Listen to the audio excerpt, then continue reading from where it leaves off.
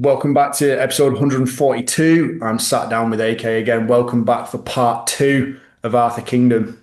Like, honestly, it's actually quite good that it's broken down this way because there's been a good few things that have happened since we last spoke, and I think it's Yes. getting into that straight away.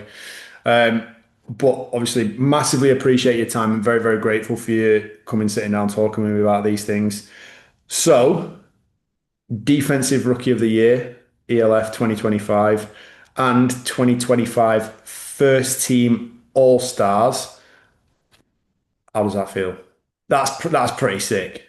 It was pretty exciting finding out. So we found out All Stars. I think it was on the Friday, Friday the 5th, and I was shocked. Um, Obviously, I was. If you follow my social medias, you would see I was promoting the voting link and trying to get as many votes as possible. But to be first team I was shocked by it. But once again, very grateful because the votes weren't just public vote. It was done by coaches and league officials as well. So getting their respect also means a lot. And then defensive player of the year, or rookie of the year. Can't take anything away from AJ Wentland, but yeah, that was awesome, and that felt the best because that was one of the goals I set going into the season. Um, I knew I'd be eligible for that award, and that was the thing that I was really gunning for. Um, so to get given that award, that was special. My family was there with me, so it was a cool night.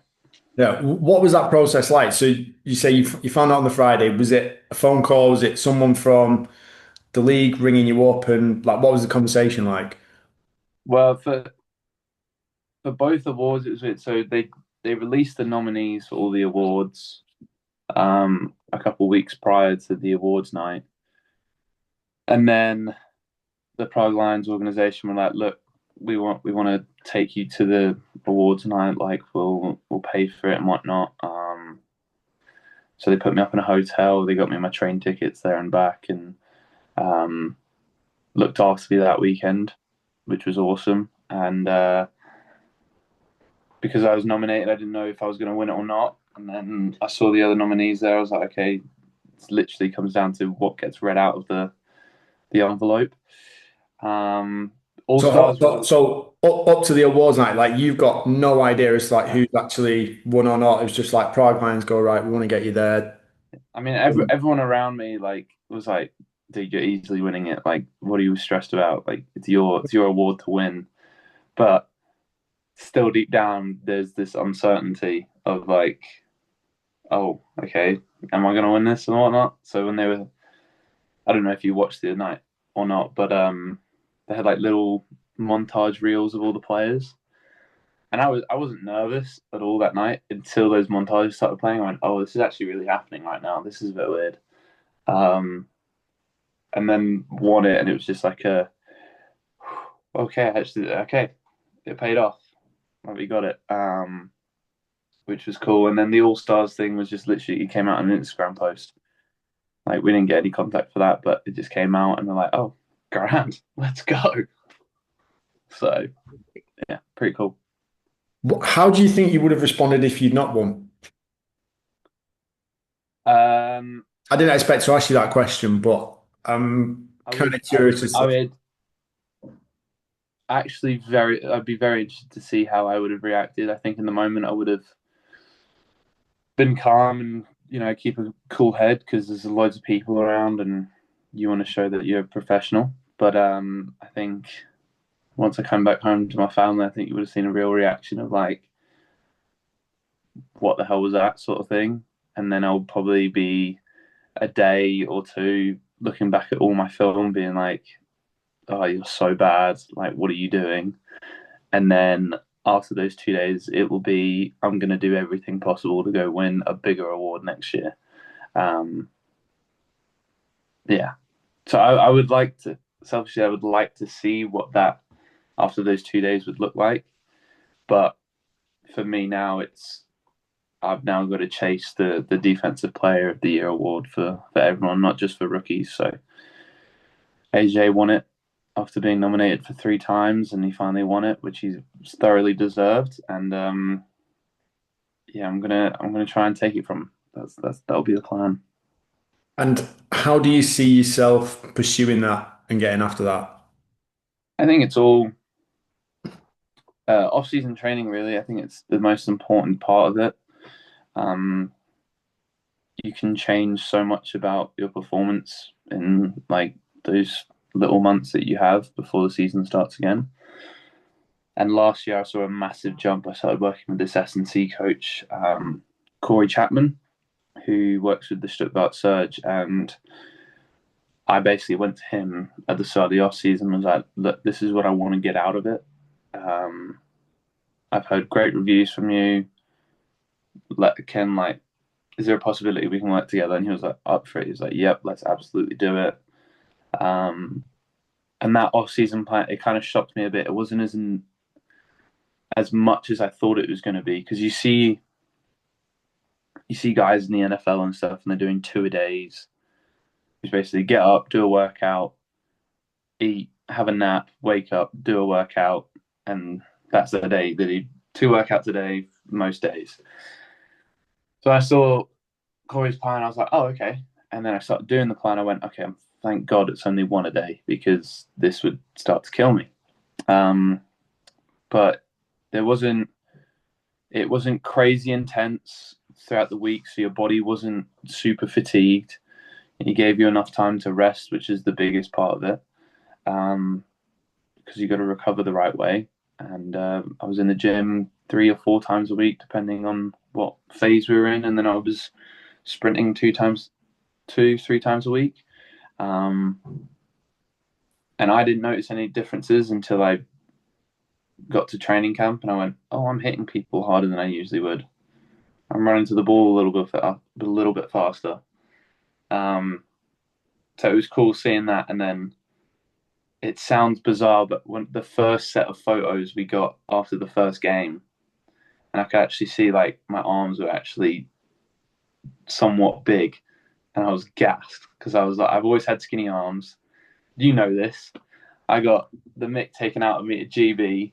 Jason Scott called me spaghetti arms for the longest time, but yeah, seeing those photos was like, it was like another little boost of, my hard work's actually paid off a bit. I actually look like a football player, which is which was nice. Yeah, I think you're a very long person. Yeah, it doesn't You're a help. very long person, and I think muscle on tall, long, lengthy people is deceptive. Like it's always weird. You think someone looks like a bit of a beanpole, and then you run into them and you go, "Right, there's a little bit more there than I expected at first." Yeah. Yeah. We will come back into the off-season training, and we'll get stuck into that topic in a moment. But when you were going through your season, obviously, what was your process to goal setting for that 2025 season? You said you mentioned that Defensive Rookie of the Year accolade was something you wanted to work towards. You wanted to be one of those guys that was in that conversation. What was your goal setting process there? Did you sit down before the season started and go, this is what I want out of this year? What did that process look like? It was a sit down and a conversation with myself, kind of talking in my own head, of what goals I could reach for the season, because I still have a big picture goals. Like I have to the side, like that's the top, then each step getting closer to it, so I can slowly get closer to it. And then to the side, I was like, okay, season goals. What do I want to be? The kind of player I want to be, and the top one wasn't actually defensive rookie of the year. It was become a team captain. Even though I am young and it's rare for teams to vote for a young team captain, I pride myself on leadership, and that was one of the goals I wanted to reach. Now, the way Prague did their captains, we didn't really have team captains to the last two games, which unfortunately didn't get voted for. But the guys who did get voted for, it made a lot of sense of why. We had Willie Patterson, who was basically just he was the Prague Lions, and everyone was behind him no matter what decision he made. And then we had two homegrown guys that had been there for a while and worked their asses off to be where they were, and they deserved to be up there as well. So I wasn't salty about it or anything. I was like, okay, no, it makes sense because I literally voted for all three of them. So I was like, yeah, cool. Um, uh, so that was the number one goal. The number two was just get noticed. Was by the end of the year, have people be like, you had a good year. Um, whether that's CFL, NFL, UFL, whatever, or other teams in the ELF, coaches been like, you had a great year, congrats. And then under that was Defensive Rookie of the Year. And that's when underneath that was like, okay, what stats do I need to go and get it? I wanted 125 plus tackles, didn't get near it. Missing a game doesn't help. And then, when you've got incredible players around you, it's hard to get some tackles sometimes. I wanted I can't remember how many interceptions I want, but I literally broke down all the stats. I want this many interceptions, this many sacks, this many TFLs, and because I knew if I got them, I would get the Defensive Rookie of the Year, and I'd get noticed, and my peers would see the kind of player I am, and that was it pretty much. It was just my goals is from top down. Okay, that's the most important. But to get there, we're gonna have to do this, this, this, and this. Um, and yeah, because then you can slowly, like each week, you can see, oh yeah, I've gotten closer to my main goal. Perfect. Like I'm on the right track, sort of thing. So you don't lose focus of where you want to go. I find that's really important. I mean, it sounds like all of that came from a perspective of first and foremost of just having a positive influence on the team. Is that Yeah, right? absolutely. Because I think there's quite a few people out there that are kind of like, do you know what? As long as I get mine, I'm all right. I'm not that fussed. But for you, would you say it's slightly different? Is it all about, do you know what we need? Because you mentioned in the last episode when we were talking that it was all about the culture, trying to bring back that winning mentality to the team that won one game in 2 years. Yeah, and I'll be honest. When I first signed with Prague, I was thinking like those guys. It's going to be a me, me, me year. We're not going to win very like many games, and it's going to be how good can I look and almost set myself up the best way possible. And then you get there and you see the talent around you and you realize, oh no, these guys are actually cool. I'd actually, go to war for these guys. It flips immediately. And I don't know if that's just because of the way I've been brought up and I've never been a me, me, me guy. Um, but then flipping that and going, okay, no, it's about the team. Let's build this culture. Let's turn it around. We've all bought in. It's funny how the world works because at the end of the year, I'm now winning an award.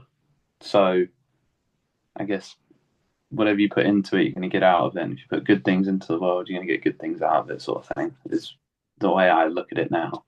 Yeah. So did you actually go into it thinking that you needed to be a me, me, me guy? Like it needs to be about me. I need to get my numbers up. I need to do X, Y, and Z. Yep. And then your mentality flipped. Why do you think you went into it with the idea of I'm going to be a me, me, me kind of person? 'Cause, like you're not that No. person, but I know there's plenty of people in football that are that, and it's almost this idea of I need to be that, and I'm seeing it so much more now in soccer, football, where you've got people coming into it going, I need to be this person, and it needs to be all about me. I need to get my numbers up so I can get my contract and I can get paid. Like I get that. You do need to get paid. You do need to get the big contract. You deserve what you work for, but ultimately what you work for and what you get, the result of it is dependent a lot of the time. The best things are dependent on how successful the team is. Yep. So what kind of went through your head when you were like, right, I'm going to be me, me, me? Well, I had a few conversations before I signed any contract last off season, and I wanted to go and win another championship. I wanted to go win a championship. Like I've just come from the Potsdam Royals. We went undefeated in the GFL, won the championship, and I was like, all you want to do to play when you play the game, you want to play to win. So I was like, okay, I want to go play for a championship ready team who just needs a little boost. Some young British linebacker who's out of his mind, crazy sometimes. Um, but because those teams are championship, contenders, they didn't really look at some new kid off the block. They wanted the guys who've been in the league, who've done it, and no one was taking risks. So I reached out to a couple of guys who were also in the ELF, and I said, "Look, what advice would you give me here? This is kind of the situation I'm in. Um, what did you do younger in your career, and then what advice would you give me?" And one thing that stood out was go and do a year on a team that's not quite championship ready, and go get noticed. And I was like, oh, okay, yeah, okay, sure, we'll try that. And at Prague at the time were 1-11, and they weren't very good at football. And they signed it, so they signed a new head coach, new coaching staff, all these imports are bringing in good imports. I get intrigued. I'm like, okay, great, let's do it.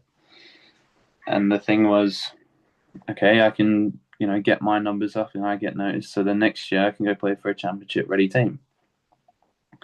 Until I got there, until I had conversations with the players, with the coaches, and I went, what's the point? Because if I look at my stats in the GFL, they weren't great. Like they were solid, but we went undefeated. So then teams noticed you.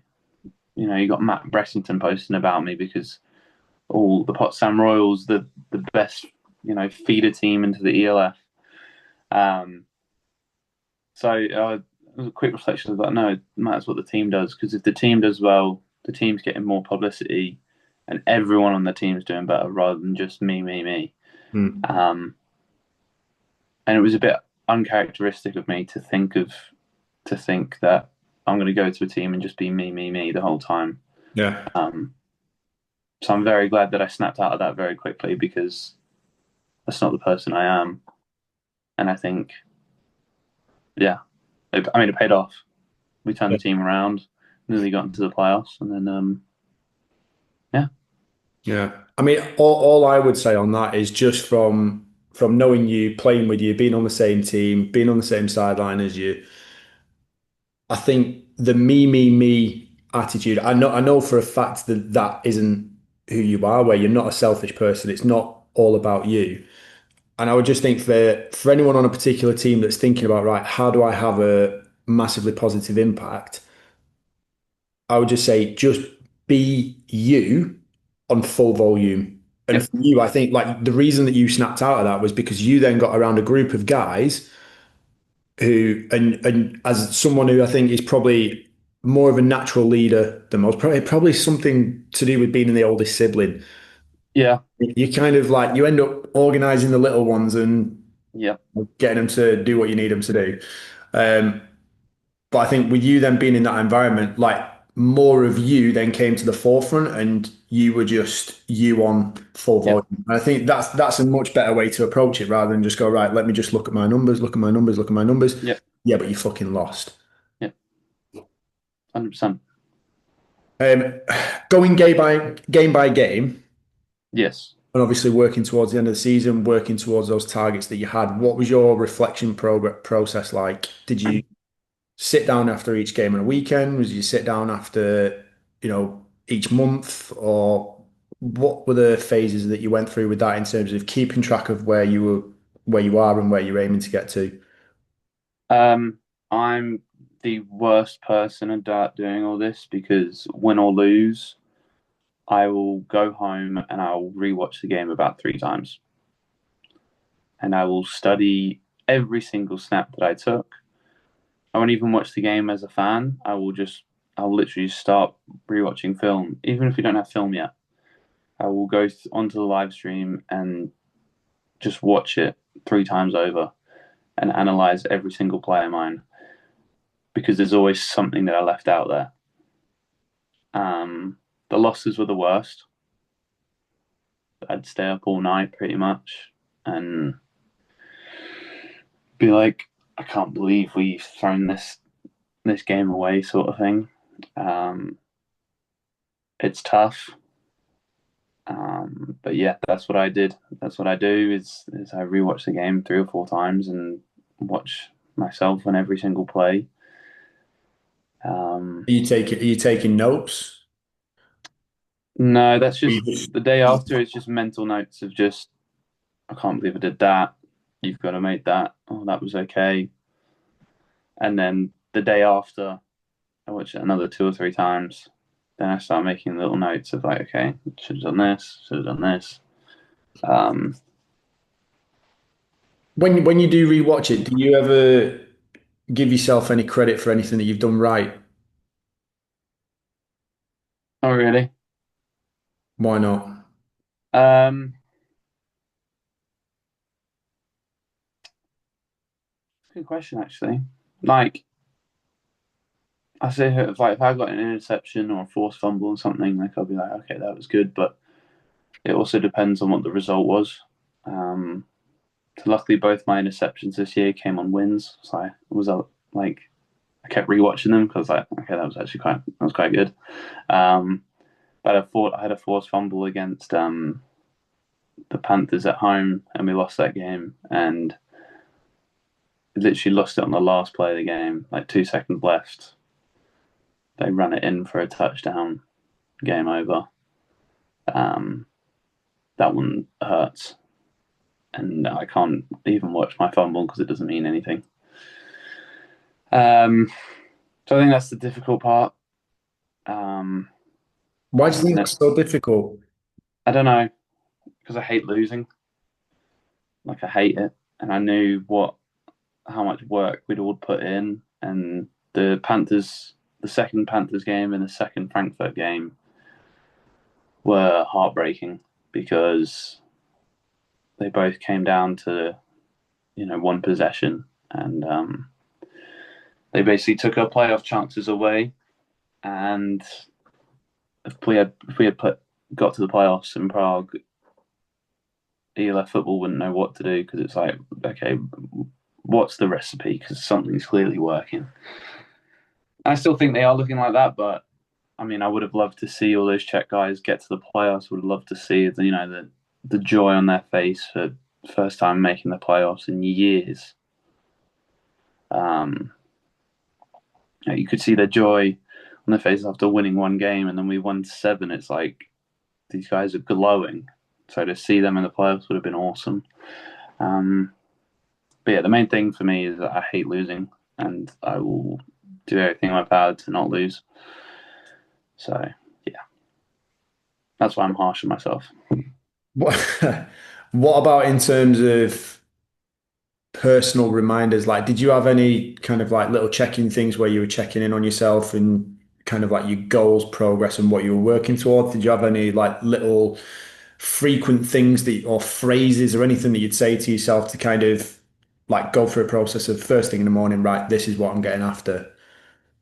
Um, Or is it kind of just a case of did you write it down and then like, right, that's boxed off, I'm done with that, I'm all on the process now. What?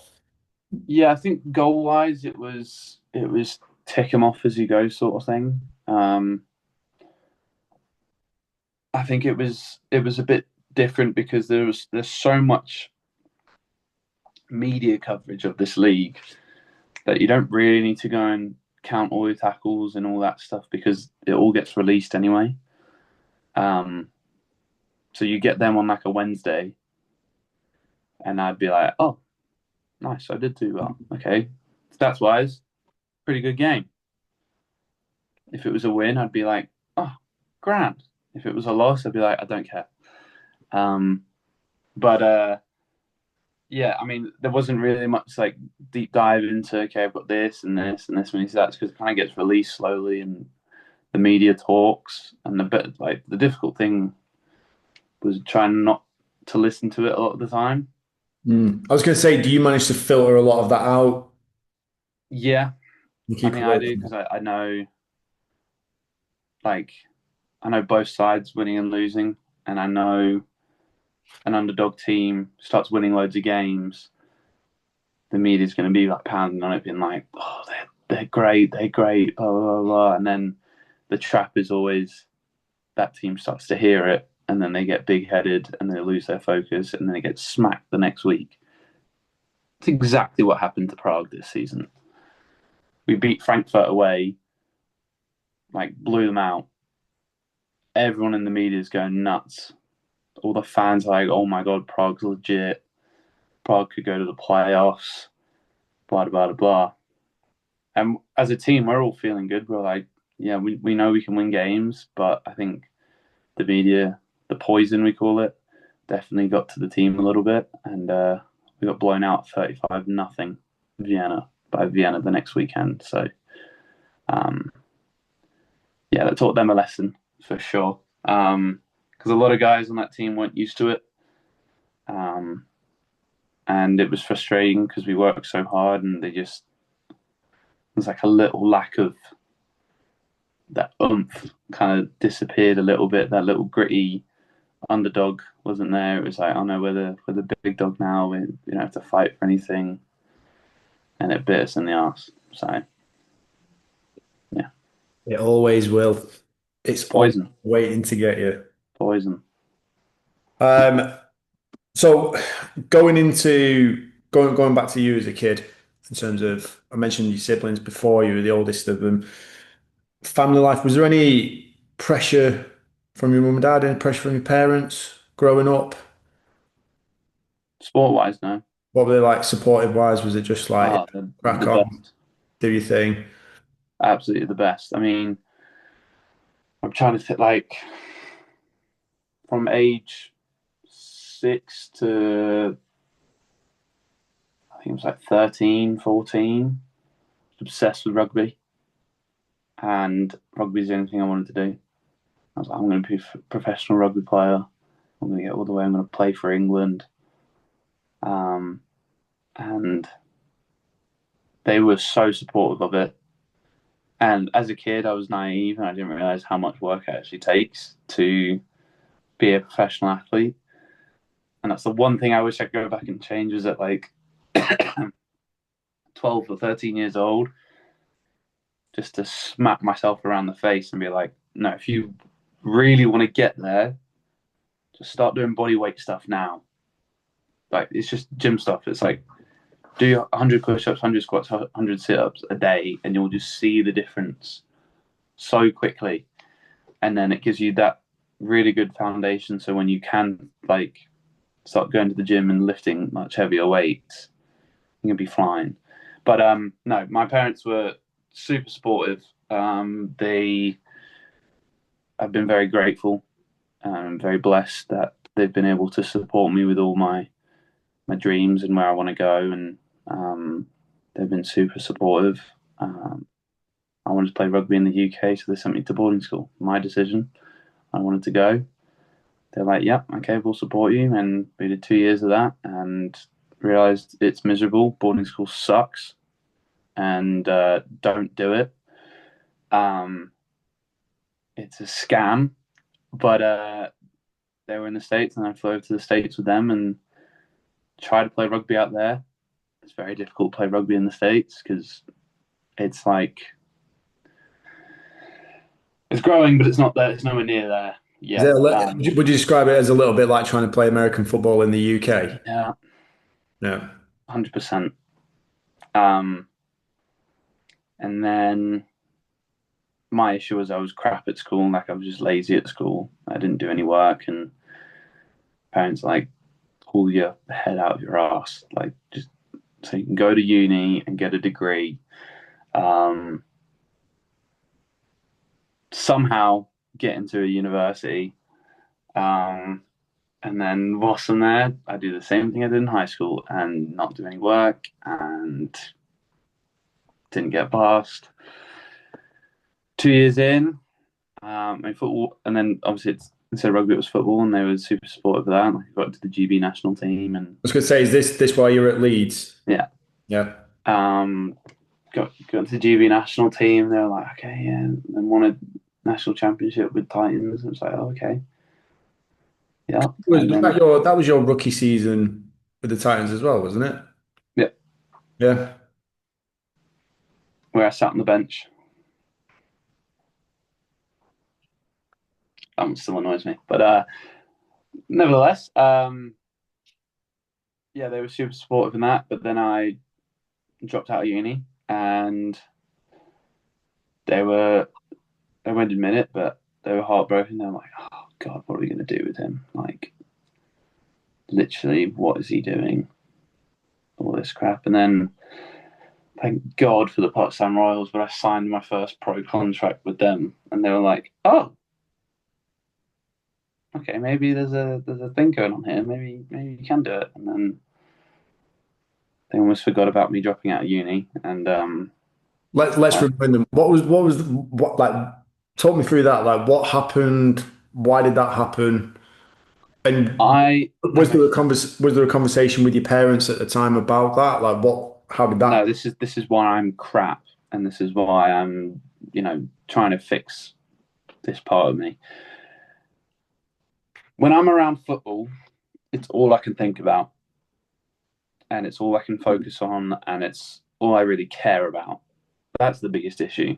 Is I am an addict to football, and it puts so much pressure on other things in my life because I just disregard it.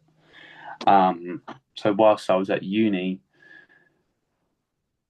I didn't do any work. I barely showed up to class because football was the thing. We were playing football at the uni.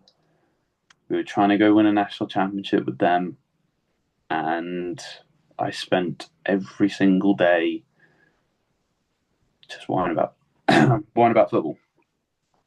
Um, and a bit in the ass because now I don't have a degree and I've got to go do some online university thing. But I had a great time with those 2 years, so I don't, you know, it's not that bad in my eyes. But yeah, my thing is I just focus on football and everything else just takes a back seat sort of thing. Um, I mean, it even happened when I went to Potsdam.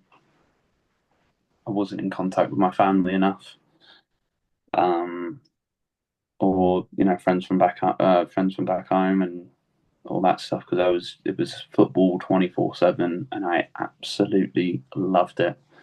But it took away from other things to struggle with, and then this year it had basically the same effect. Like I do not know how to separate normal life and football life because when football's around, that is my life, and that's all I can really focus on. Luckily, I had a good group of guys around me in Prague um, who took my mind off it a little bit, but we're all football players. We all ended up talking about football anyway. Um, so yeah, I think that's something I still definitely need to work on is that separation of football and normal life. is that something that like I know you say you're going to work on it. Is that something that does it worry you? Does it concern you? Like how do you feel about being like that? I feel fine, but I know it messes with other people, and that's where I need to stop being a little bit selfish because my family's fine with it because they get it, they understand it, but it's other relationships like my closest friends know what's going on. Like they know they're like, yeah, he's around football again. I'm not worried about him. But it's like new people I meet, say like relationships, like girlfriends, whatever. They don't get it. So then, you know, don't call them for a day. They're like, the hell was that? I'm like, no, I'm just doing football. Like I need like space. Go. I haven't forgotten about you. Just focus on football. Like I don't need. Yeah, See that in my head, I'm just going, this is not a problem.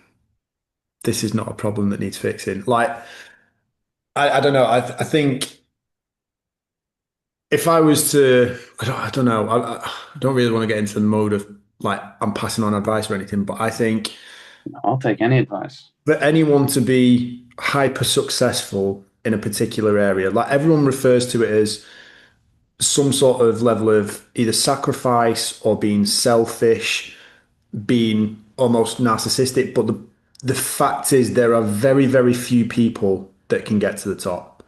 Like winning, as you've discovered with the Prague Lions, with the Potsdam Royals, with the Titans, with everything before that, and anyone who's listening to this, winning is fucking tough. Like it is so hard because it almost doesn't necessarily even matter how good you are sometimes.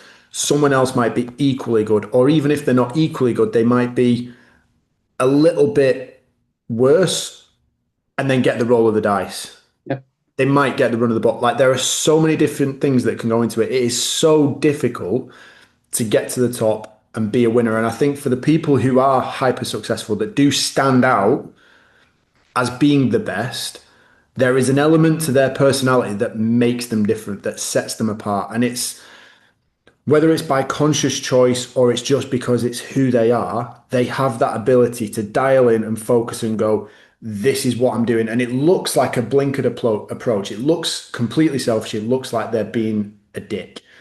The only way that I've approached other people before, because I've done things, I've been in situations where I'm like, look, this, you have to come second right now. Like, I'm sorry, but I have to do this. Mm. And it's being able to have that conversation and prepare that person so they have an understanding, they have an idea. And then from that point on, if they don't get it or it constantly becomes a problem, my thinking, and I'm not saying this is the way that people should think, but my thinking is you do not need to be around me. I am not the person for you. I am not the person that is going to benefit your life in the way that you want or think right now. And you Yep. decide what you want to do from there. And I think I don't know what your take is on that, but that's kind of my I so that's the way 100% I've agree. it's the way I've seen it play out with so many people before. And again, I will come down like your playing time is limited. Like Yeah. it's done in the blink of an eye, and it's fucking hard. So I would personally, I wouldn't worry about it if I was you. I wouldn't be concerned by it. Like as far as I'm aware and as far as I understand, the people closest to you and the people that you care about most, they know, they get it, Yep. and they're the kind of people that you need to keep around you. And that's simplify it, mate. Yep. Simple. Um, let's talk Britball. Okay. Go on, you've just laughed there. Go on, explain. Tell us why. I there's a lot of issues, there's a lot of politics, a lot of it I don't fully understand. But I mean, Britball, Buffer, like all of it. There's an issue because there's no bloody pay, in my opinion, and there's no structure.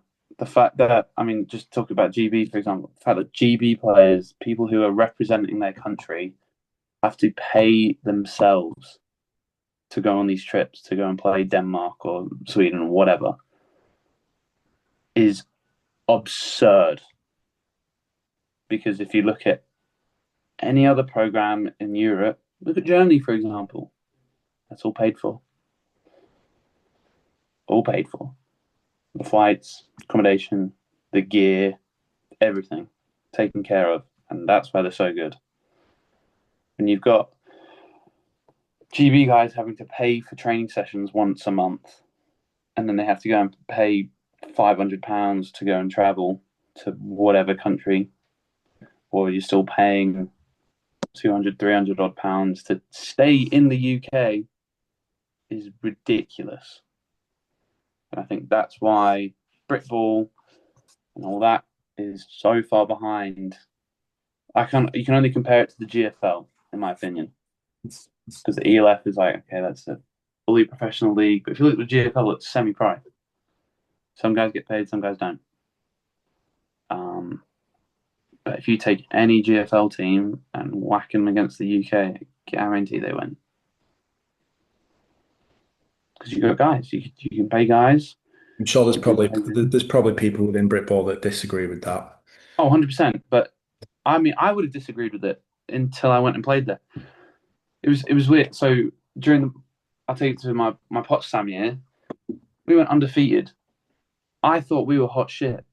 I stupidly said somewhere that if Potsdam could go play in the ELF, we could be a top 14.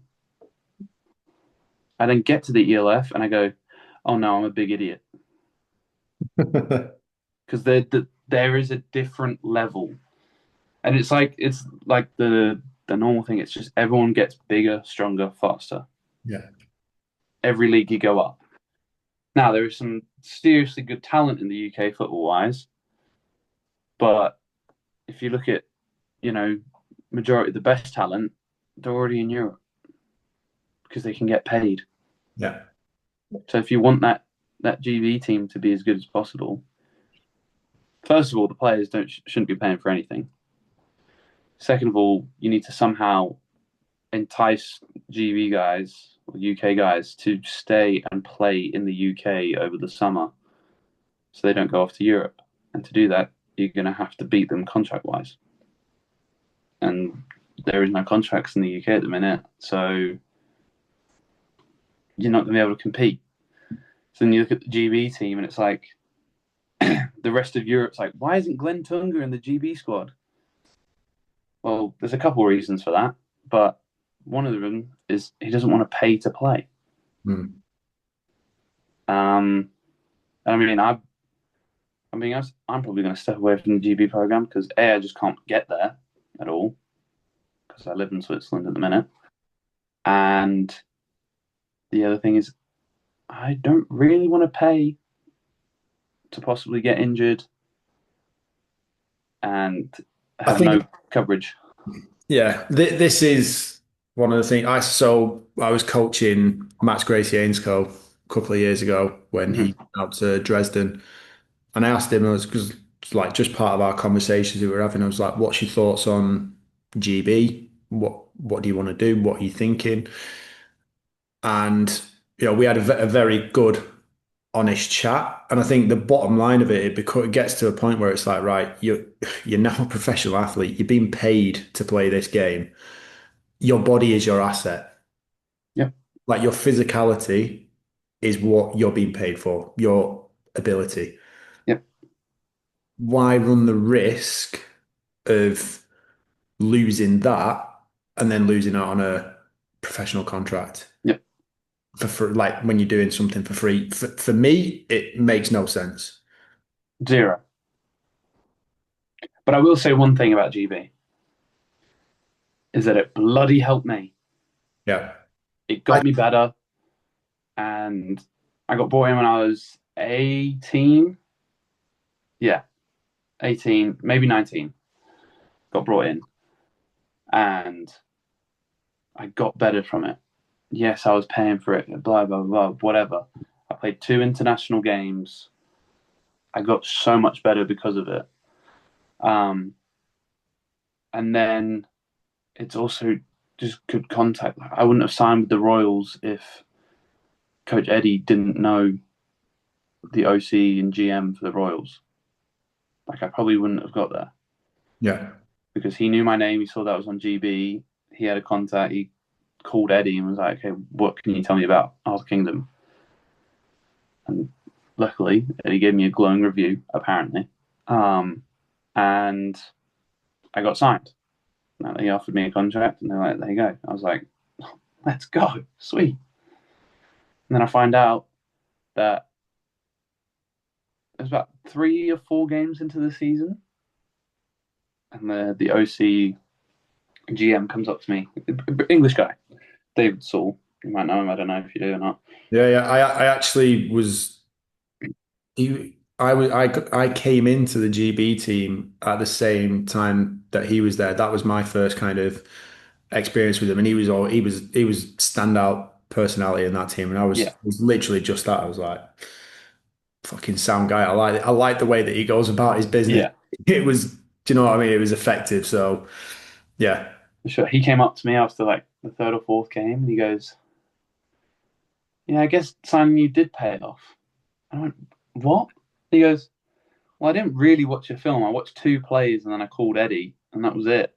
And I was like, "Sorry." And then he was like, "Well, I saw you're a bit of an athlete on your first two plays, and then I just took Eddie's word for you, and then it's paying off now, isn't it?" And I was like, "Oh, I guess so." Like, cool. Um, but yeah, the GB scene is good because it gets you recognised, and a lot of Europe, like this for young guys who want to go play in Europe too, is the first step to getting to Europe is someone else has got to think you're good. Hmm. So if you're on the GB team, that means you're pretty damn good. And if you're young, that's another good thing. So definitely keep pushing for the GB team. It's so helpful because teams will. Then you get onto Euro players and you say, oh, I'm part of the GB national team. And then all these teams are like, oh, okay, 20-year-old GB national team. Let's have a look at his tape. And then from there, doors start opening. So the younger generation, well, generation, same generation as me, but like take all the opportunities you can get and put your name out there. Hmm. Um, because people are watching, whether you think it or not. People are always watching.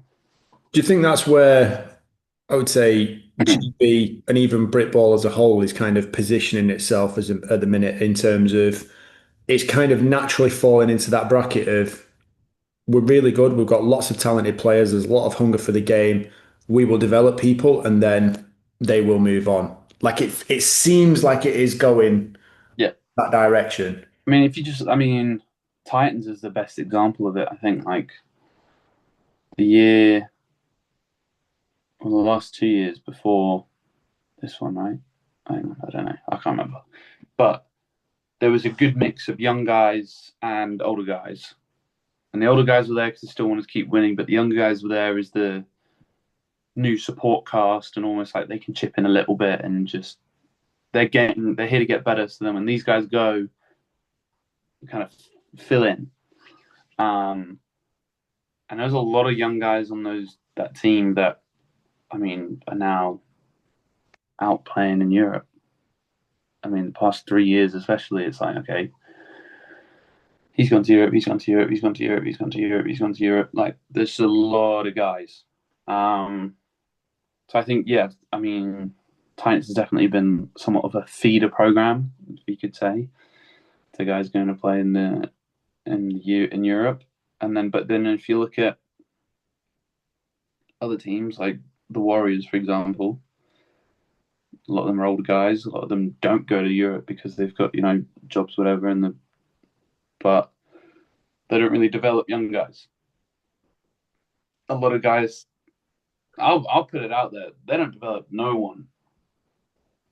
But I could be wrong because I just haven't seen people. But um, yeah, if you look at a lot of the Warriors players, a lot of them are old and they come back. You don't see many young guys from there go. I don't count Henry Rowland as being young. He's going to hate me for that, but Oh well. he, oh You well. you get the itch Um, to hit him.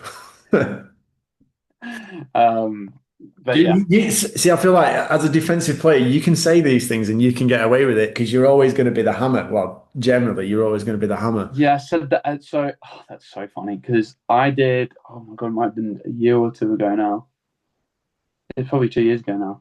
I was on Luke Neal's podcast and he was like the GB. Like we talk about GB a lot. And his thing was, okay, who do you reckon you can tackle like one on one? Like who's the hardest tackle in GB? And we're debating, talking about running backs and whatnot. And then I was like, none of them really, like, running backs wise. And he's like, oh, blah, blah, blah. I'm like, well, for meeting in a hole, if he runs me over, I'm going to hold on to still a tackle. So I don't really count that as a loss. And I'm a lot bigger than they are. So all the way around, I'm probably flattening them. But my answer to that question, sorry, was Finley Old. Finley Old is a nightmare to tackle. Yeah, he's a unit, isn't he? He's a unit. He's a unit. If you grab one leg, he will literally just pick up his leg and carry you with him to keep going. Um, yeah, Dwayne not Obi? nice there. What about Dwayne Obi? That was the thing. That's what Luke kept bringing up. Was Dwayne Obi? I went, I don't think I've ever tackled him. I don't think I've ever played against him. Like, but I was like, That's fair. Like if you've never played against someone, then yeah, you can't really. like all the GB practices we were there that I was there for. I think he was already at he was at New Yorker at the time in Braunschweig in the GFL, and then went to Madrid. So I never got to play against him. So apparently he was tough. Yeah, he's a big guy as well. Like he was bigger than I thought he was going to be. Like in terms, like just tall. Yeah, Like I wasn't expecting him to be as tall as he was. I like it. He's a really sound guy as well. I really like Dwayne. yeah, Um, yeah, if you were to say right, if Britball did want to compete and it did want to get to the point where it was semi-professional, what do you think that needs to look like? Because I would love to live in a world where because so we've got a really talented team in Manchester last year, yeah, really young, like lots of young guys, and I mean stupidly young. But like so much potential. And I've seen, I mean, I've just think back about how long I've been playing. I've seen a lot of teams that have had a lot of good players, a lot of potential, but this Titans team this year, probably the youngest, freshest team with the most potential that I've known. And the thing is, it kind of grates on me a little bit because I know that so many of them deserve to be off at another level being paid to play because they have got that ability to go and do that. yeah. That means that we're starting again from ground zero next year, and you're constantly kind of hitting that same glass ceiling. So, how do you think a team breaks through that to be at the point where they're keeping players, potentially even paying them, and building something that is going to be longer lasting and much more professionalized? I just think, yeah, I mean, it's a long process, but if you look at luckily I've been on two professional teams that have paid everyone on time. They've been good organizations, and like there's been no bullshit really. Um, Because that's not even necessarily the norm in Europe either, is it? Like there's oh no, there is so much wrong in Europe as well because like I mean even the ELF, there's teams that didn't pay their players, and it's like what you guys doing, sort of thing. Like it's just it's not fully there. Like you need good ownership, good management, and they have to have a vision for it. I think for Britball, you need a vision of okay, we want to be that third league or in those top three leagues in Europe, right? Because right now it's probably the ELF and GFL. You want to be in that top three. You want to be in recruiting battles for players who are going to the GFL, ELF, and stuff like that. Like you want to be in those battles for recruiting, but to get there, there needs to be a league-wide conversation of okay, we're going to start being able to pay players, and I think the fairest way to do that is a salary cap off the jump, and let the teams, divide that how they want to. Um, and from there, it will constantly get building. You need someone doing TV. I think it's the big thing is televised games, so you can bring in revenue. So then maybe the next year you can bump up the salary cap and continue paying guys more. Um, But yeah, I think it's just a league-wide conversation led by a couple of people of a plan and a mission they want to get to, and people buying in because I think it's doable. And like you said, the talent in the UK is there; it's going to be good enough. Um, I mean, I'm just trying to imagine a world where I think this would be a pretty sick league as well. If you took all the British people who are playing in Germany and Europe, and you put them into a top tier league in the UK, I think it would be a pretty sick league. There would be some pretty good football people. Like, I mean, obviously we've been at GB camps together, and the level of some of the stuff going on is, is nuts. and then everyone just kind of fucks off to Europe after that, and you're like, Yeah, all right, cheers for coming, guys. Please yeah, come back. 100%. And like the talent is there. I think the biggest thing holding back the UK game is not having American quarterbacks. It is impossible to catch up to the American quarterback standard in Europe and the UK because these guys are literally practicing how to throw a ball and all the timings from age 6. You can't coach that when you just turn 18 and you got to uni and you're like, oh, I'll throw a football for fun. You can't compete with it. It's impossible. Yeah. Um, Both in terms of throw mechanics and like we yeah, spoke last and time about just arm power, strength, power, knowledge. and reading the game. Yeah, it is Yeah. impossible to catch up. I don't know about you. I try and throw a ball. I can throw a ball maybe 50 yards if I'm lucky. And after that one throw, my shoulder is, oh, it is so messed up. But you got these guys in the ELF who are throwing it 60 yards 20 times a game. It's like, what? And their arm doesn't hurt afterwards. I'm like, yeah, that's just from a young age you've been doing it and you are conditioned for that. And you can't, like, there's years in advance. It's impossible. Um, but yeah, I think that's what's missing Yeah. because if you look at Britball, it is so much slower and less exciting than GFL and ELF, and it's because you don't have 60-yard bombs. You don't have, guy running on the run, sidearm, bang, hits the sideline, 20-yard gain. It's like you don't have those whoa plays from the quarterback really. Like you'll have one or two dimes, and it's like, oh, okay, 5-yard slant. That's another hitch. Well, But no, the other thing as well is like from my perspective of being a kicker is like I've played for long enough and you just there's so many situations where you get to third and six and I'm putting my helmet on and I'm thinking, fucking hell, well, we're gonna have to pass it. And then you think, first off, is the pass going to be accurate? There's so many times where you see it thrown and you're like, no, no, no, that's not to anyone. And you just ability to keep the drives alive and keep the ball moving down the field and just good offensive plays being run is very difficult.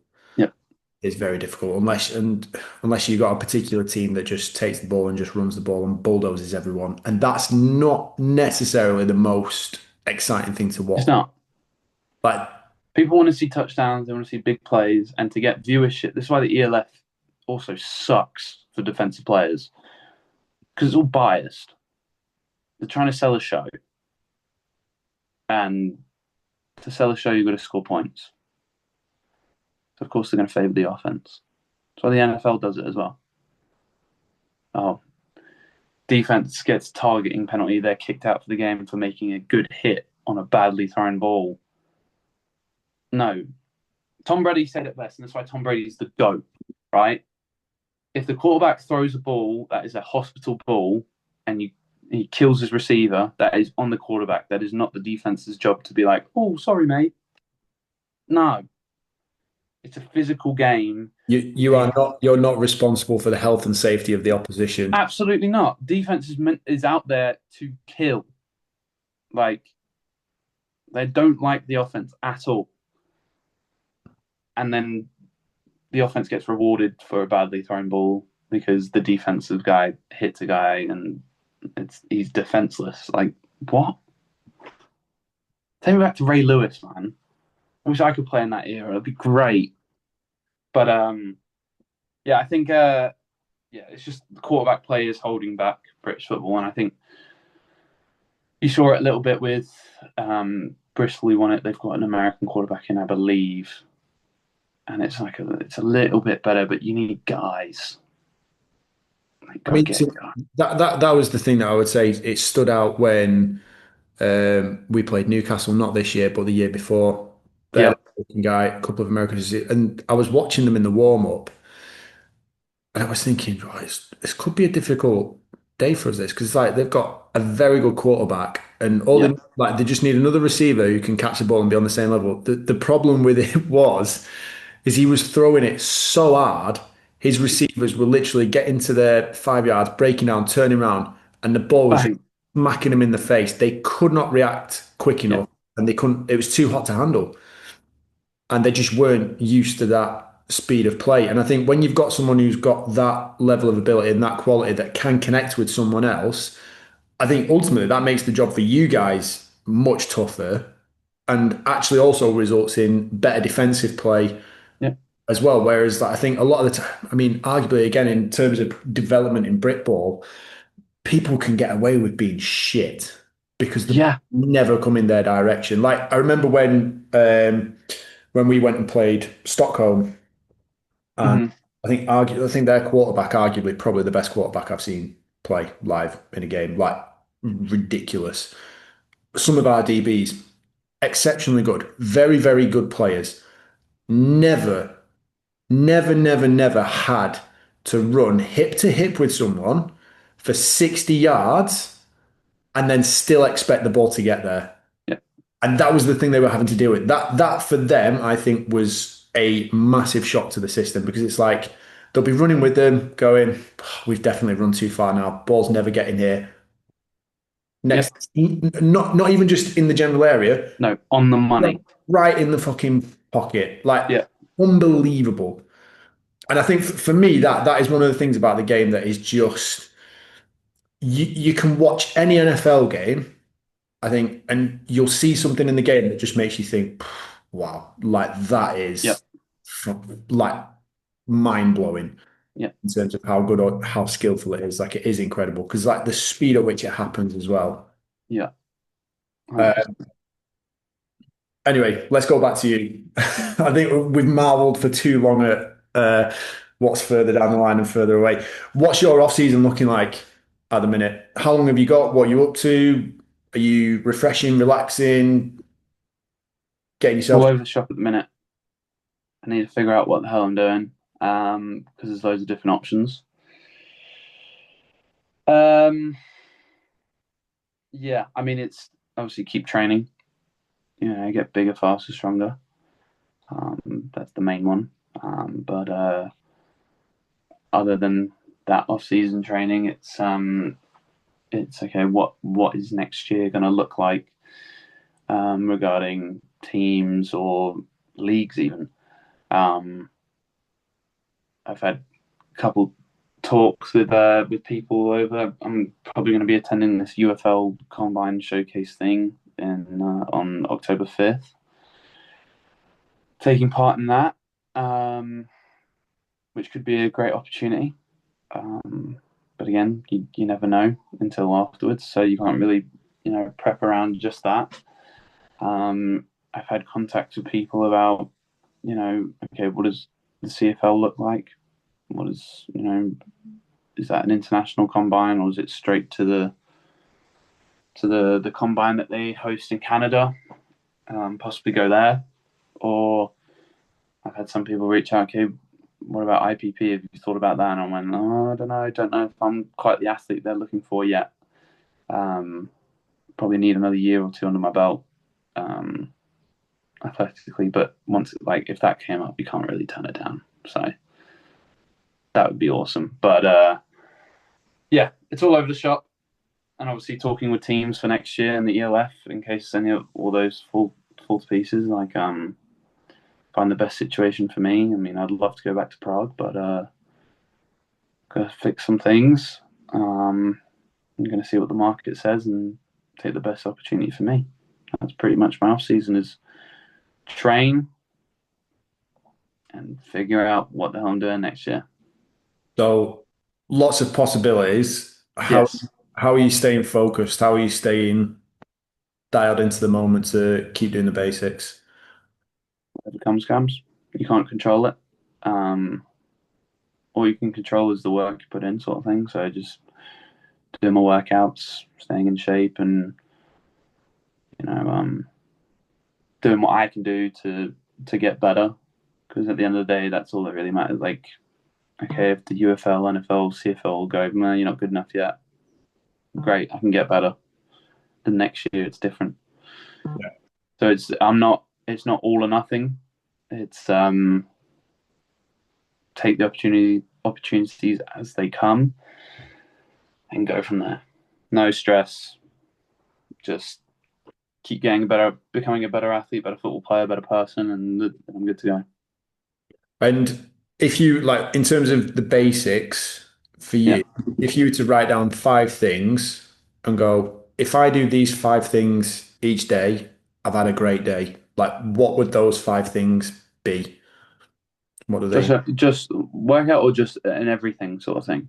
just on a day-to-day basis from now? Like, if you were to Yeah, write down five things and go, do you know what? As long as I get these five things done, I've had a fucking great day. enough sleep. Number one, recovery. It's so good. Um, a good workout where I'm like, okay, now I've gotten better because of it. That's definitely up there as well. Um, and that could be, a heavy gym session or a light jog, a light run. As long as it's something. Because that's also a mental health thing as well for me. Um, so I need to do something every day, otherwise there's a spiral. Um, that obviously I'm looking at 3, 4, 5 meals a day, probably 4 or 5 meals a day. That's good. And then something connecting wise, I learned. I mean, I found out this weekend, especially networking is so important. So I got taken to the honors night and the championship game, and the whole weekend was networking. It was just meeting new faces, introducing myself, building new relationships with people that could benefit both parties down the line. So another one of the 5 points would be, just talking to people about opportunities. So like this today, this is going to be one of the five today. Is this podcast Mate, is it's my number one, mate. yeah, perfect. Like this is awesome. I love talking about my experience because I hope that other people can listen to it and learn from it. Um, but I also just love talking football. So yeah, this has ticked it for sure. Um, and then family time. I need family time every day. I like playing cards. This off season, I got really into playing card games with the other imports. So I brought those games back to the family, and now we literally play them every night. So yeah, those would be the five. Good, good. Goals for the off season, like in terms, Mm, you mentioned like physical preparation. You potentially got some combines coming up. Um, I think my philosophy on combines have always been like the numbers will get you noticed. yeah, Like if you're exceptionally good at something, if you're a standout, if you're in the top five or even top 10, numbers play a factor in getting you noticed. They don't necessarily mean you're a better football player, but they certainly can be a factor. So if you're already a good football player or a great football player, where can you stand out? What goals have you set yourself in terms of your own strength, physical fitness, speed? Have you got anything in your head? Have you written anything I down? haven't I haven't really written anything down because I also just I don't know fully yet what those opportunities are going to be. Obviously, like the UFL combine's big, but with it being less than a month away, I can't really change the numbers that much. Um, so if there was more waiting to see if there's another combine further down the line and maybe chase numbers for that one. I mean, I can think about them now. I want to get 10 plus reps at 225 on the bench. Um, the 40 time, I want to be, you know, low 4.7s, high 4.6s. I think that would be quite good, especially just coming off a season. Um, Eventually, I'd love to get down to the 4.5 range. I think that would be dangerous if I got there. Mm. Um, Jumps, it's always difficult. My broad jump's always been really good. So I'm not too worried about that. The vertical jump, I'd love to get into like mid 30s. I think that would be wicked. Um, that's all I can think of really. Yeah. And then it's another thing why I hate combines because there's a lot of people who test really well, and Yeah. by that I mean they are super athletic and they just jump off the page stats wise. But then you put them in a foot and you put them in a pads and helmet, and they're lost, Yeah. and that kills me because I've seen it. I've seen it firsthand. I haven't been more athletic than that guy, but I know I'm 10 times the football player he is, and they get the opportunity. Well, And I'm like, this is that thing. Like we spoke last time, and it was all about like your physical ability, like people's physical ability and maturation, your speed. If you're very quick when you're very young, that makes up for a lot of mental mistakes you might yeah, make. You see it a lot in soccer. Like you lose a one-on-one, you get beaten as a defender. If you've got the pace to recover, you can make up for that. If you're out of position, you can make up for that. When you get to the level where you've got people whose speed is equally matched, but they're a lot smarter and they've studied more than you, you've got nothing. You're got going to nothing. lose that battle because they're just going to outthink you. And I think in terms of being able to read the game and study the game, I think that eventually kind of comes to, like you see it with veterans all the time. Like if you put a lot of the NFL veterans at the combine now, they probably ain't coming top. No, They're probably not going to be near that, but they've got that they're savvy. mental side Yeah, that makes them even quicker. yep.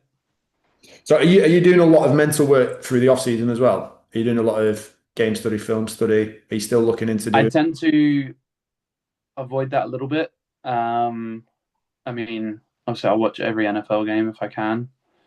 Well, Um, I avoid all the film study, but I will watch every game going. no, but like I would like I'll put it on the telly. I'll put Red Zone on and watch Yeah. all the highlights from all the games and stuff, and then I'll watch like the main games in full. And yeah, I can no longer watch them as fans because I'm addicted to the game. So I just tend to watch. I watch the offense and I go, okay, they're in this personnel. It's this down and distance. I know last time they did this, and I literally just study it like I'm watching film. And my family hates me for it because I'm just yapping the whole time we watch it. But it's good fun. It's good fun. So yes, I will be doing some mental stuff just by watching the NFL. Yeah. I don't really watch any ELF film or my film. Um, just NFL little bits and bobs. Instagram is actually really good. There's a couple of pages on Instagram that I take a lot of stuff from, whether it's film study, whether it's drills or whatever. I think there's a lot of good stuff out there. Um, so taking some of that for sure. I like that. And in terms of kind of where you see yourself further down the line, where do you think you can get to? In the back of your head, if you were being really, really honest, do you see yourself on an NFL sideline? Do you think, Yeah, do you visualize that? yeah, I do. And if you asked me that question 2 years ago, I would have said there's no chance in hell. So I think it's because of new opportunities that have come up. I think it's because I know people who are there, like Maz. I think Yeah. Maz getting there has really opened my eyes, been like, oh crap, like he's actually doing it. Like he's on a practice squad right now. He's doing it, and that's given me even more motivation to be like, oh no, I want to go be there with him. Like, let's go. I'm chasing him now, sort of thing. I want to get to that point. Um, and he knows that. I message him all the time, and he messages me. He's like, you're trying to catch me." I was like, "Yep, I'm trying to go. I'm trying to catch you. I'm trying to go come get you." Um, but yeah, no, that was definitely the biggest eye opener for me was seeing him get there, and I was like, "Oh no, guys from the UK can do it. Like we can." And we're two very different players. He is an elite athlete, like the top of the top athlete, and is still very new to football. Hmm. And I think that's why he's going to be great because he does love it and because he's so elite athletically. If he and he's a smart kid too, like he's going to be good. Yeah. Um, and I'm a little bit the opposite. I'm not as good as an athlete, but football wise, I'm a lot further ahead than he is. I don't know anymore because he's now in the NFL, so technically I'm behind.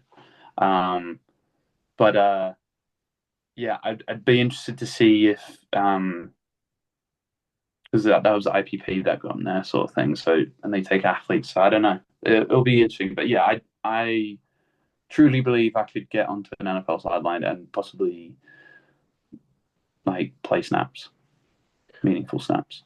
In that situation, that Arthur Kingdom, who is on an NFL roster, taking snaps in the league, Mm-hmm. the difference between that Arthur Kingdom and you right now? Bigger, faster, stronger. That's it. That simple. Yeah,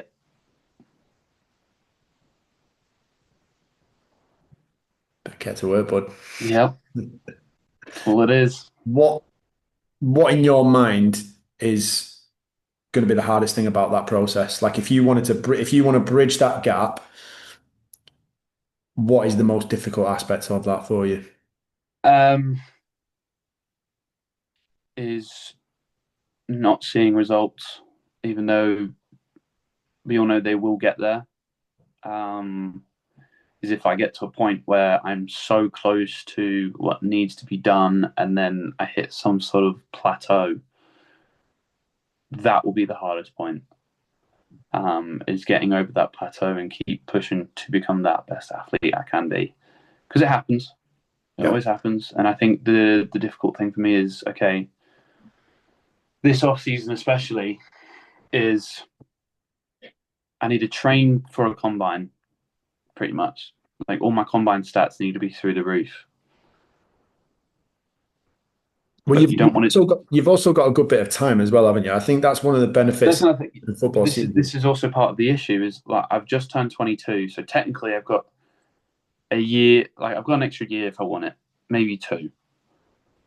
But the thing is, if I do that, if I train for the combine this off season, I won't be fully prepared for the next ELF or EFA season or whatever it's going to be because I'm not training like a football player. I'm training like a basically a sprinter. So it's finding that weird balance of okay, say I don't go for the combines this year, how am I gonna really focus on the times, the jumps, like all that stuff, whilst also getting my body prepared to play a full season of professional football. And you see a lot of it in the NFL. You see a lot of these rookies who go absolutely bonkers on combine training. They get signed because of their numbers. They get to training camp and they haven't done a football drill in months. Their body isn't ready for full contact. So then when you see that they don't have a great rookie season, the second year, the sophomore season, they come in, they spark it up because they haven't done all this combine training. They've just done football training, and that's what's it works. So I need to find a balance. Now, training like a football player is still going to make me a better athlete, absolutely. But it's all timing. It's like the L cone drill and the 5-10-5. Like it's all technique. It's all Mate, people seem to lose track of like how much of that is just foot placement, positioning, It's shin. all it is. It's the same thing as going into a tackle with good form. It's the Yep, same thing as being able to strike a ball with good form. Like so much of it is just position placement, yep, repetition, patterning to the point where it becomes second nature. yep. So how are you like are you conscious of how much of a balance you're going to try and keep with that? Are you going to go and do any off-season camps where you go and do some like tackling drills or At the minute, I am speaking to a couple of people about the balance of it all, yeah. um, and trying to find the best thing that works for me. So after those conversations, I will have a clearer picture of it, um, and then we'll go from there. I like that? I feel like I've asked you some difficult questions today. That's fine. I've asked you to dig a little deeper inside, That's but I like that. absolutely fine. I think it's been very insightful. I'm going to ask a couple of slightly more fun questions now. Let's do it. So first off, you mentioned Tom Brady as the GOAT. Yeah. One of the things I'm curious about, if you could sit down and have a dinner with any three people, Hmm. player, coach, current, past, who would those three people be and why? Oh wow, you threw coach in there too. That's difficult. Um,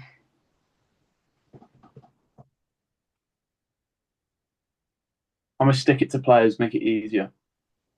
Do you want to do so? We can do separate. Go players first, then coaches All separately. right, cool. We'll do that. Um, Players first.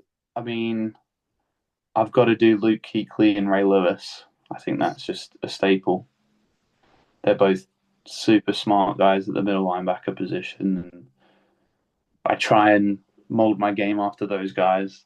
Less of much of Ray because he was just different, but by emulate, I mean the way they studied film, the way they went about film, and how they communicated on the field with their teammates about what's going on. Um, and then thirdly, I think I'd go with Brady. I'd love to pick his brain about. I mean, he comes out with like on podcasts and talk shows and whatnot about his mindset, but just to really go into all that, I think would be really interesting because he is a winner and he wasn't meant to win. Yeah. That's another thing. He wasn't built to win. He made himself a winner, and yeah, that would be cool to meet with him. I think he's the epitome of someone who didn't have an abundance of talent, but he had enough, and it was his character that Yeah, took him to. Like, I agree with you. Go. yeah, I agree. Like, there's nothing that can measure up. I mean, how many Seven Super Bowls? yeah. He's won more Super Bowls than any individual franchise. That's a Yep. joke. That is a ridiculous The number. joke. Um, Coaches. Bill Belichick. He was so good, Yeah. and his years at the Patriots, and his defense was always really good. And I would love to, because his thing was they didn't really spend much money, right? If you look at other teams in the league, they spend loads of money on all this talent, and that's why they're good a lot of the time. But Bill didn't really spend money. Like he just kind of evened it out and then had the best team. And it made no sense. He didn't really have superstars. Um, so I think talking to him would be awesome. John Gruden, I think would be a fun person to have a chat with as well. His philosophy, it's all philosophy for coaches. I think, like I find it so important of you, especially playing for a coach. You want to know what their plan is, so you can buy into it. Because if you don't agree with the plan or their ideal season, or whatever, you're not gonna. It's not gonna work. You have to buy into what the coaches are striving for. I go those two, and ooh, then it gets tough. Hmm. Probably go like Mike Tomlin. Done it for so long, always been Yeah, good. Um, and you hear guys around the league talk about him, and they've got so much respect for him. So I'd love to talk with him as well. that's pretty solid. That's pretty solid dinner. What would you be eating? What would be your post game meal? What would be your go to? Oh, is it bad to say Mackey's? No, that is bad. Don't say Mackey's. That's not Mackey's isn't food, mate. Honestly. No, it isn't. But it's enjoyment. Do you know what? Um, So I like just a little sidetrack.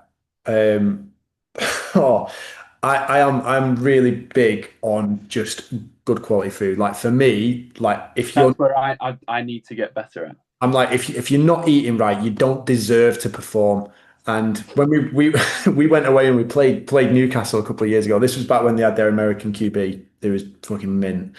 Yeah, And Ricky Delver. Bless him. We got to the ground fairly early. I think the team bus was running way late, and they were serving like burger and chips and stuff like that in the clubhouse. And honestly, it was the driest, shittest burger I've ever seen in my entire. It looked sad. It looked so sad, mate.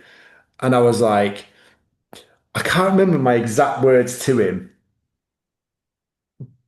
but it might have been something like, "You aren't getting a pick six eating that."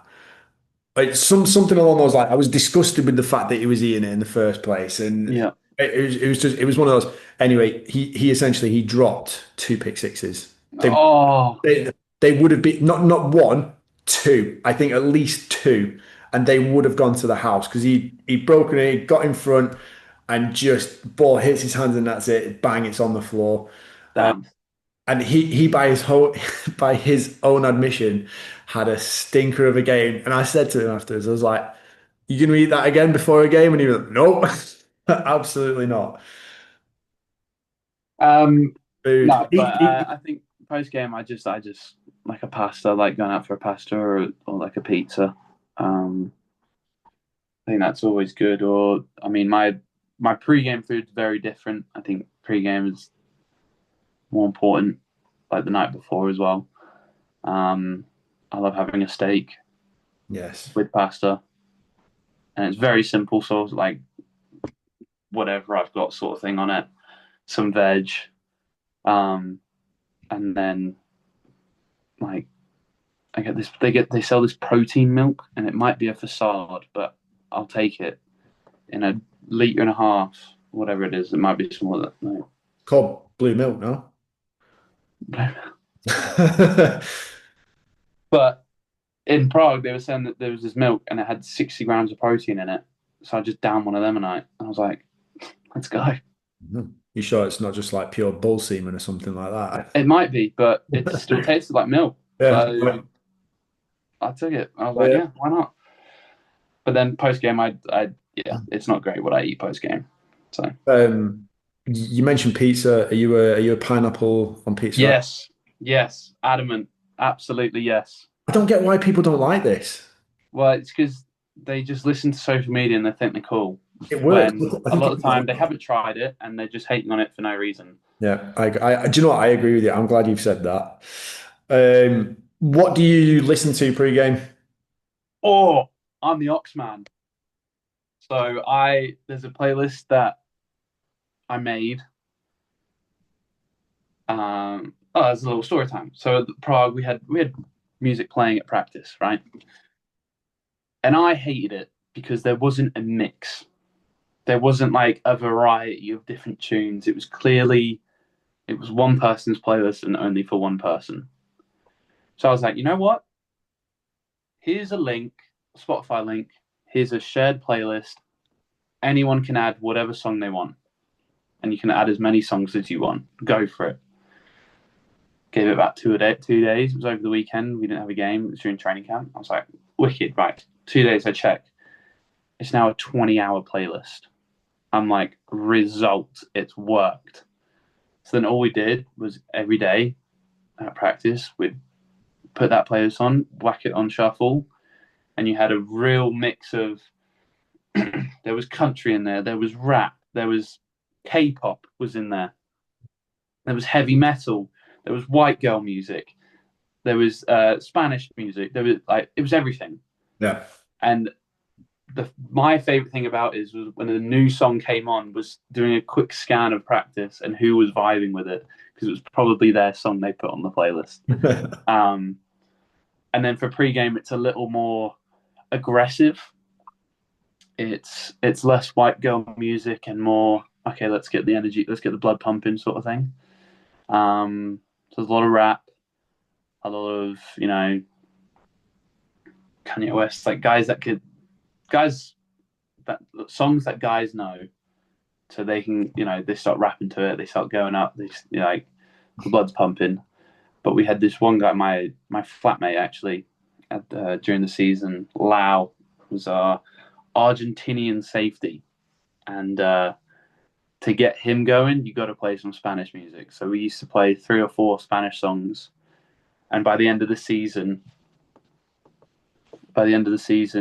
everyone in the locker room was dancing to these Spanish songs because they knew he was getting turned up for it, and everyone was just bought in. And was like, "Yep, okay, we're all vibing to the Spanish music now. Let's go." Um, but yeah, post game's the best though.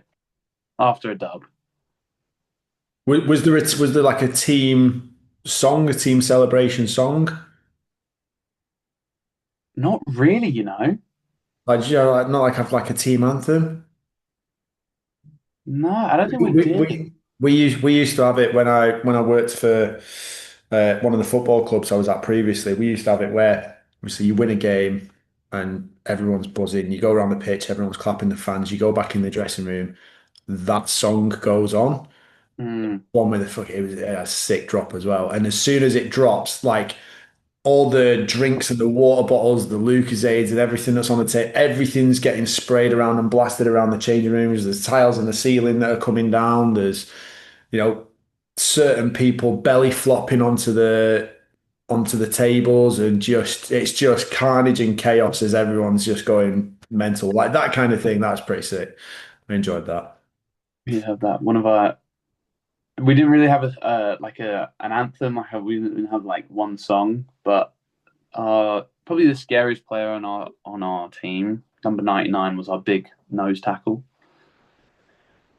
And after a win, we'd all be listening to music, and he'd come up to me because he knew I was controlling the music. He goes, "I need this now," and I went, "Oh, yep, yep, sorry." And I clock what he said to me, and I go, "Are you sure?" He goes, "Yes." And it's Kate Perry every single time, and I was like, "Yeah, no, you're my guy. I fuck with you. Yeah, he's a good guy." So and then he'd be screaming his heart out to Katy Perry. So like, yeah, good vibes. Last one to finish. I want to ask you, in terms of advice, what advice would you give to anyone who is playing in the UK, who's young, wants to have a stab at going pro, playing in Europe, getting to the next level, pushing the limits?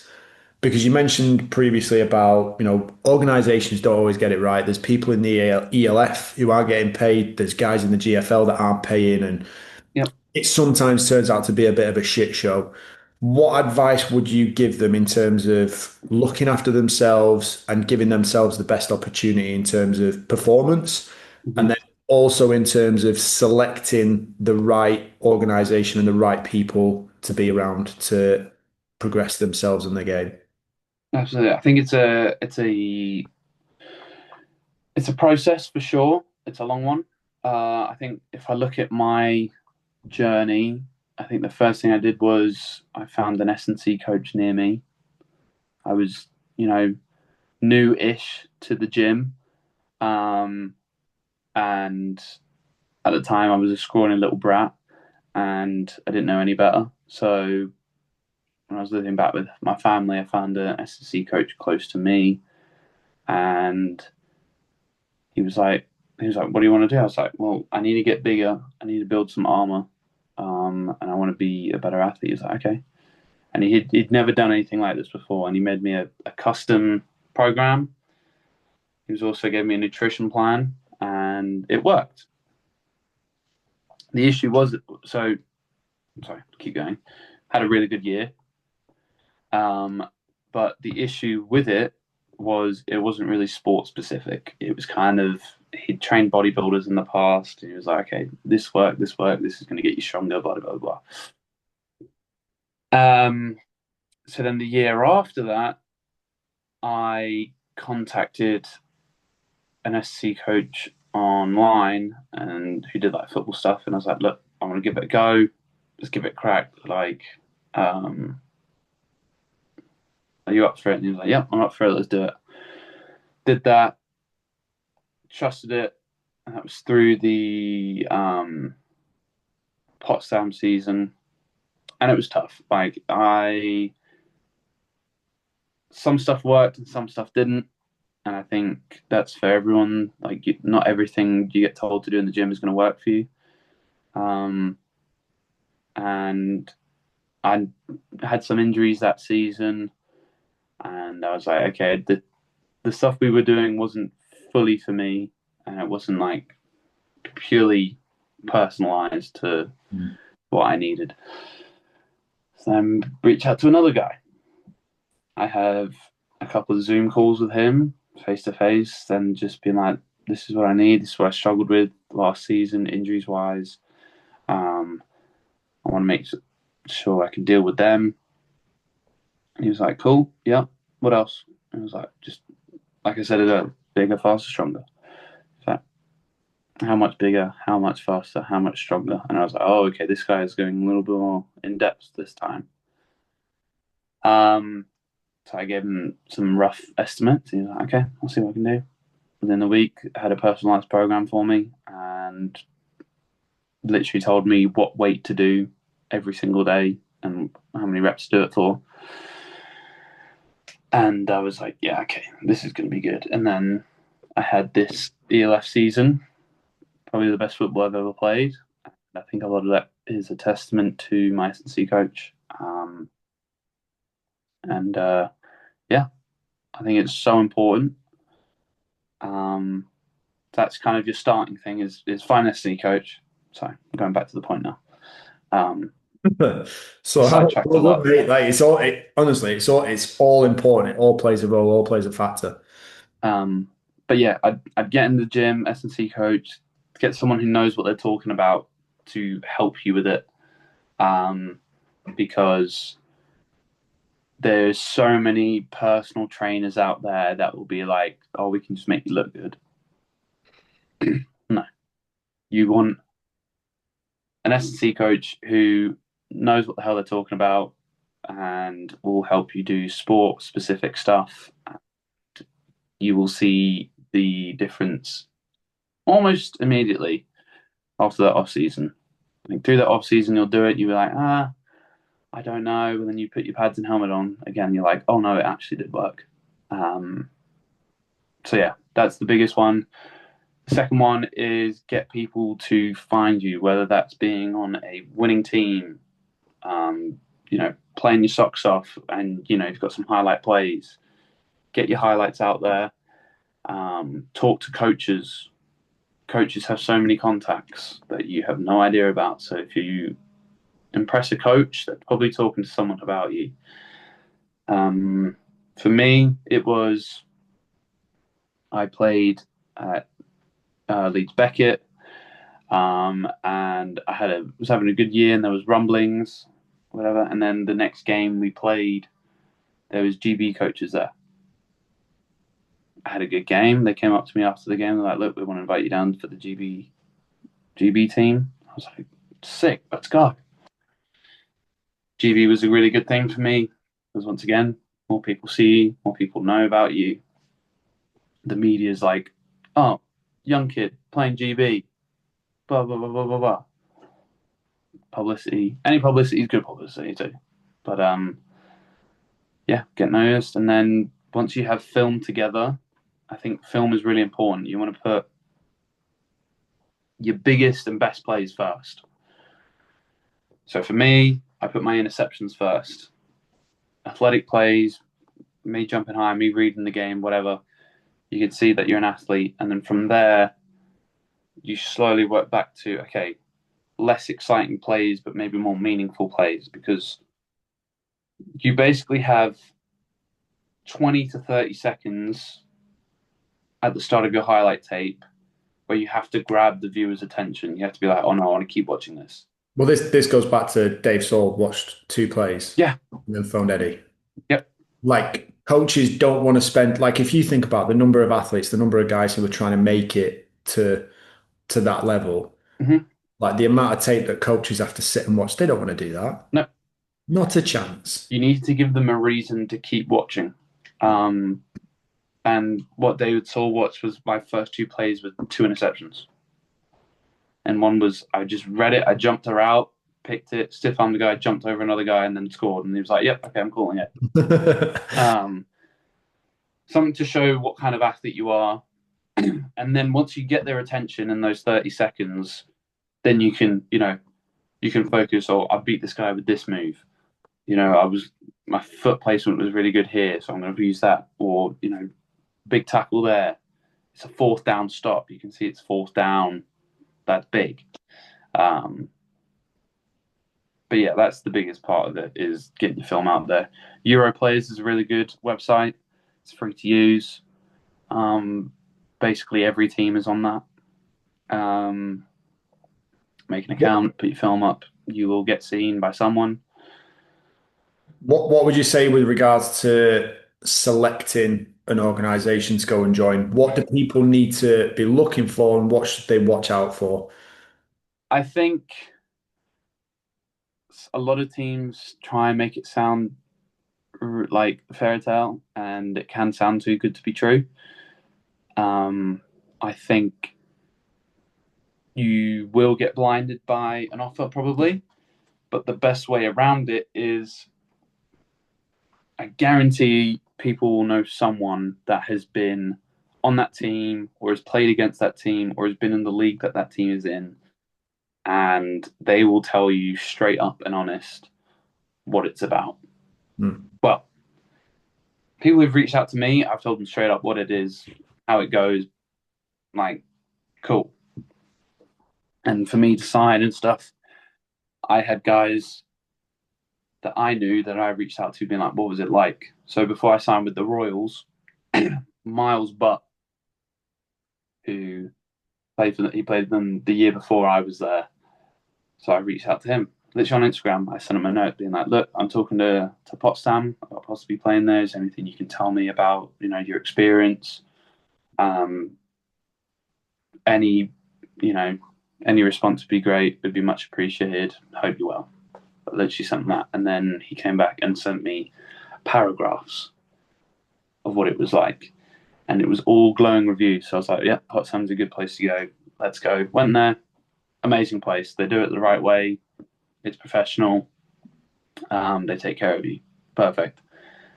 There's also been teams where guys reach out or don't reach out to anyone. They go there and they go, oh, I'm not getting paid. I was like, well, if you reached out to me, I could have told you that. Because everyone in the league talks. So whether it's GFL, ELF, whatever, like if you're in the league, you know which teams are a shit show or not. Yeah. So That I think that's massively important. You reached out to people, you asked questions, even though you had coaches who had spoken to each other that you know and have good relationship with. You still made sure you went out and did your say due diligence and yes, ask questions. Like, and I also think that's a really good bit of advice just to go and find out what it's like in terms not just whether you're going to get paid and whether the organizers is a shit show, but what is like also asking like what's life actually like yep, there? Like what are the training sessions like? What's the culture like? What are the people around the team like? Like what's the overall environment that you're going to be stepping into? Because whether it's good or bad, you've got a picture in your head as to how it's going to be when you get there, absolutely, kind of impacts that you absolutely. can influence. So I think that's a really sound bit of advice that. I have just thought of one other thing as well. And I'm kind of curious, like in terms of your journey and where you're up to now, take Yep. things like parent factor, family factor, all that kind of stuff. Which coaches, people would you say have had the biggest impact on you? Oh wow, there's a few, and I think it also depends on where I'm at in my career, Yeah. if that makes sense. So like at the start, well, I say the start wasn't really the start, but like early on was my senior year of high school. My defensive coach was a huge role in just how I was watching the game. And my linebacker coach at the same time was he got me to watch film with the other guys around so we could all be on the same page. Like that opened my eyes to watching film. The next coach that was really valuable was I would say Jason Scott. I would say his view of what football should be like, the amount of time we spent on special teams, I hated him for. But then you see it in the game and it pays off. And you're like, I now understand why he did all that. Like it's so important. It's a third of the game for a reason. Like it is so important. And I hated him for it at practice, but my God, did it pay off in games. So that definitely opened my eyes to the importance of special teams. Um, and just the way he looked after me as well. Like I was a younger guy, he'd always kept an eye out for me, but he always challenged me. Like nothing was given. If anything, he was tougher on me than others because he knew that I could respond to that, respond to that toughness and try and get more out of me. Um, then after that, I mean, you can't not say George Foster and Irish. I think those two were a huge part in my development, not only as a player but as a man. Um, George Foster's just a wizard when it comes to football. Like he's very football smart, and he understood that I also knew football, so it was easy to talk to on that level. Um, and I think the way that he coaches was rare. It's very, it's not shouty. It's not I'm better than you, do this. It's okay, what did you see there? It's the same with the Irish. Irish did the same. It's like, okay, why'd you do that? Not wrong, but why'd you do it? What'd you see? Because they want to know what I'm thinking, so then we can get on the same page. And I think that's so important. Um, so those two for sure. And then if I go to my professional career now, both my defensive coordinators at the Royals, the first guy, I thought I was football smart until I met him. He is a nerd, bigger nerd than I am, and it was awesome because I could ask him any question and he would have an answer, and I was like, "Whoa, okay, this is sick." Um, so that again opened my eyes to that I'm not as smart as I thought I was football wise, and it was awesome working with him because I learned so much. And then more recently, there's three on the Prague lines actually. My defense coordinator, who I kind of knew what kind of player I was. So when I was talking to him in negotiations, I was like, I need this from you, I need this from you, this from you. And he was like, oh, okay, I haven't had a player ask me to do that yet. He goes, and I went, What did you ask him for? What were those things? so it was a couple of things. It was the biggest one was I literally told him to get on my ass. And if I was bullshitting, or if I was being lazy, or my attitude was crap, I was like, you need to get on me for it. Like, chew me out. I don't care if it's in front of the whole team, if it's just me. I do not care because it will happen, and I need it to stop happening as soon as possible. And if you chew me out, it's going to stop. And he was like, okay. And there was I think many. that just sticking on that for a second. I think that's a really, really mature thing to do because I think from a coach's perspective, a lot of the time, you know, as a coach, we're always thinking, right, how do I get the best out of this person? And one of the things that really helps coach athlete relationships if there is some sort of agreement and a standard of this is how we are going to react. This is the conversation we are going to have in this scenario. So if you are doing this, you can expect this in return. And most people don't get that. And so when something goes wrong, coach flies off the handle, something goes wrong, and you're like, where the fuck has that come from? Whereas if you Yeah. can agree on that kind of stuff in advance, Hmm. it makes everything so much easier and it helps flick that little switch of recognition of, oh, I need to snap out of that. I just think that's a really, really mature conversation to have with a coach going into a team like that. I think And that, it was only recently that I figured it out was when I was at Potsdam. So at first they didn't say I was going to get the starting job. I love that because it means I've got to go and prove myself. Be like, no, I am better than anyone you've got. I need to be starting. But then I got the starting job and I knew no one was going to take it from me, and I got complacent and I didn't have anybody chew me out because the DC at Potsdam wasn't that kind of coach. And I also didn't tell him because I didn't know at the time that I needed to get chewed out and get mm, put in place almost.